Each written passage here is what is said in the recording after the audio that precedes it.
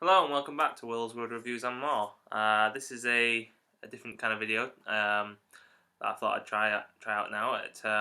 Went to a concert last night and was one that I was looking forward to for a while, and I figured I'd share it with you guys. The concert was Slipknot, supported by Korn at Sheffield Arena.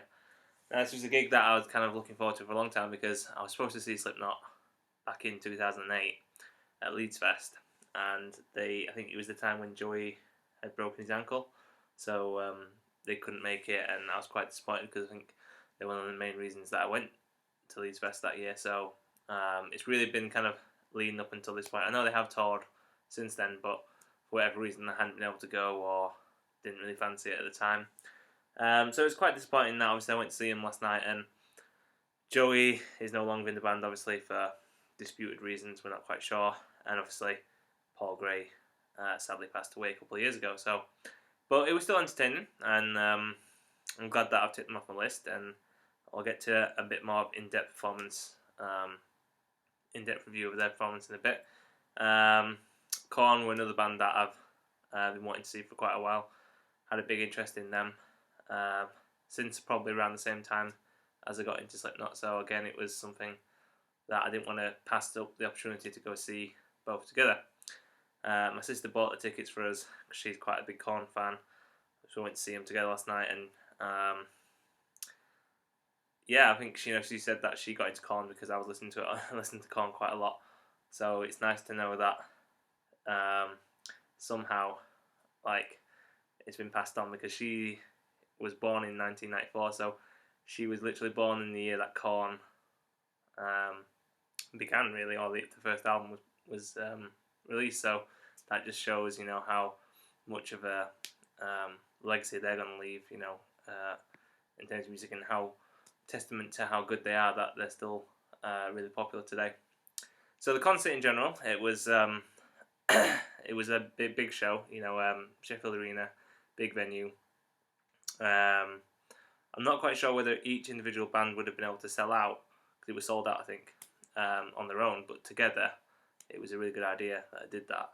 And lots of people there, lots of metalheads, quite some middle-aged people there as well, and then some younger people, like I mentioned, my sister as well, and some younger even than that. So again, it shows how kind of wide audience both of these bands have. We were sat down, had a good view of the stage, so that was nice. We sat down for the first band, which is King 810 and then Korn, and then basically everyone stood up for Slipknot anyway, so we might as well have just been standing, so it was pointless. But let's say there was a support band on as well called King 810, and they were from America, from Michigan, and they started off their set with some kind of news report about all the murders in their town and things like that. So it was a bit creepy, and they were really intense and quite heavy a band. They really reminded me of kind of early Slipknot, Mate Feed, Kill Repeat kind of era. So I guess that's kind of one of the reasons why they're on the bill. But they're a band to look out for. I couldn't say I was too enamoured with them, but at the same time I still could listen to them. So maybe as they progress, it'll be one to say, I saw them in the early stages. So they were good. What I did notice though from then onwards, whether it was just because I was sat at the side in the seats, the vocals weren't too clear, and that kind of carried on throughout to Slipknot, so that was disappointing. But yeah, then on to Korn. So I was really looking forward to Korn, and in the end I think I enjoyed Korn more than Slipknot, which was strange, because I think, like I mentioned, I was looking forward to seeing Slipknot for such a long time, but I've had quite a strong interest in Korn since probably Untouchables. That's when I kind of got into new metal, really. So it was around the new Untouchables, around the Iowa time for Slipknot, that I really kind of got into new metal and that whole scene. And then I had a re-interest in it when I started playing guitar, because obviously started getting into Head and Monkey with the 7 strings, and I had a mate who was a big fan who I worked with at the time. So really got into Korn. Was really disappointed when Head left, and I kind of went off the band for a bit because he was my favourite. And at the time I wasn't a Christian, and I was kind of what's the word, you know, I was confused by his departure, you know, I didn't really understand it, and then becoming Christian since, I've kind of found that I have a lot more respect for him, even more so than I did. So, you know, Head's one of the main reasons why I want to see Korn, and you know, I just downloaded his books, or one of his books, so I'm going to read that as well, and I quite like his solo stuff. So if he ever did a solo tour, I'd be definitely interested in kind of like catching him on his own, because I really do like him. That's one thing I did notice though, because you know, Korn, in Korn songs like Lies, which I didn't play last night, but which is my favourite song by the way, but right now, Head used to do the backing vocals, and for whatever reason last night he didn't do the backing vocals, Monkey did. Now whether that was because obviously when he left they had to still perform Right Now, because it's one of their bigger songs, and Monkey just took over, and you know, Head came back in the band and didn't want to upset things too much. Maybe that's why he did them, or it could be that you know, Head lost his voice or something. I mean, that's not something I've researched, so maybe you guys know and you can tell me why that was, because I do like Head's vocals, so maybe it was just a bad voice, or could have been that decision, I don't know. But generally their set consisted of, they started with Twist, which was nice, a nice light kick to the old guard. Then they did Here to Stay, Right Now, which I mentioned, Love and Meth, and Me, of the new album, Falling Away From Me, Good God, another old one, Hater, Shoots and Ladders, which was good because he played the bagpipes, Got the Life, Freak on Leash, and Blind, you know, because they're three really good songs to end on. And what I did notice, you know, they spent a lot of time after they finished their set thanking the crowd. Each member came up to the microphone and thanked the crowd for their support. And they spent a good 10 minutes throwing plectrums, drumsticks, water bottles, whatever they could find really to the audience, which I think is a really nice touch, because I think they understand and appreciate how much those little things mean to the audience. So all in all, you know, a really good set. Like I say, the vocals, I couldn't really hear them from where I was, whether that was a general problem or, like I say, just because of seating error, I'm not sure. But you know, really good performance, and they haven't lost it in the slightest, so I was really pleased. Obviously, there were some certain songs that I would have liked to have been played, like Make Me Bad and Lies, but maybe if we went to see them as a headline act, which I may well do if they come round again, they would play those songs, and that was good. So then they cleared all the stage away and get rid of Slipknot, and yeah, that was the big event. Because we were quite far back, we couldn't really see too much of details in terms of masks and everything, but everyone's seen them anyway, so it was all about the songs. Like I say, everyone stood up, and they really did a good mix, a good set list. The one glaring miss was Wait and Bleed was not there, which is, you know, I don't know why that was, whether they just forgot to play it or they don't play it anymore, I don't know why. But that was strange, because that was one of the first songs that I heard of theirs, and one of the reasons I got into them. I was quite lucky with Slipknot, really, because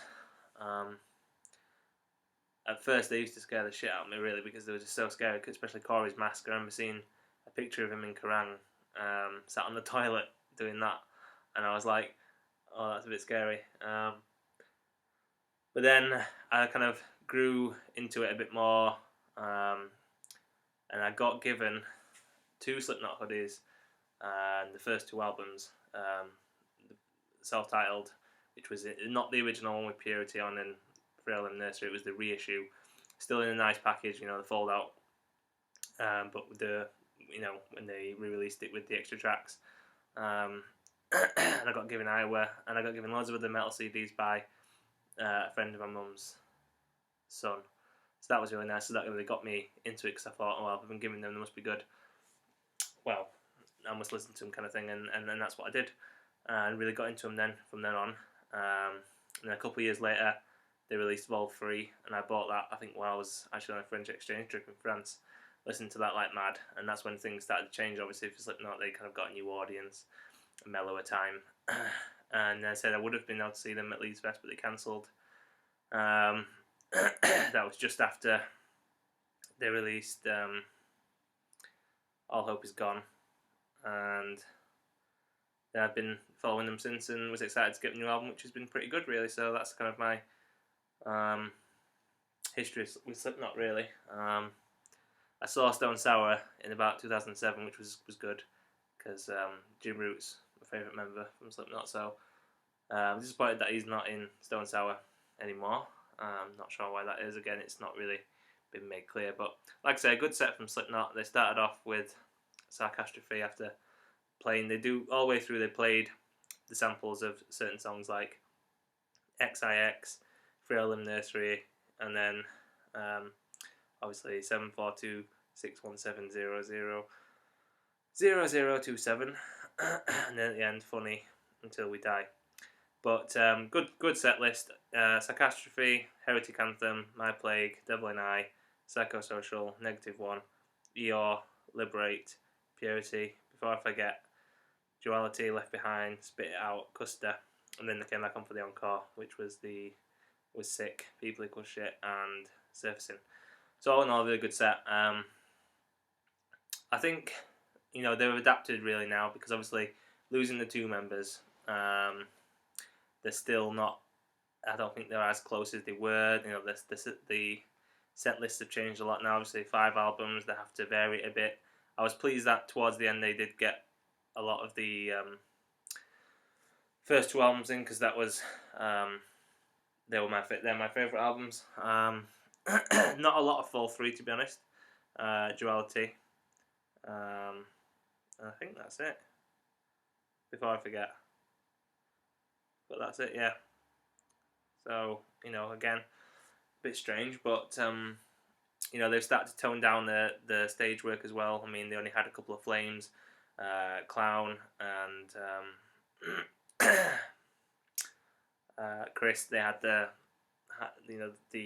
drum kits that lower and go up to the ceiling. Sid had like his bouncy turntables and things, but apart from that, it was pretty toned down. So that's changed a lot from, like, say, Disaster Pieces. If you watch that, and that's really ridiculous and intense and things like that. So again, I think some people were expecting that kind of thing, but because of their age now, they've been going quite a while, and because of the loss of the 2 members and everything, I think now if you go to see Slipknot and it's not a major event, maybe when they do like the 20-year anniversary or something, they'll pull out all the stops. But now I think if you go see them, they're gonna kind of tone it down a bit, and I guess that's just to be expected, like I say, after going so long.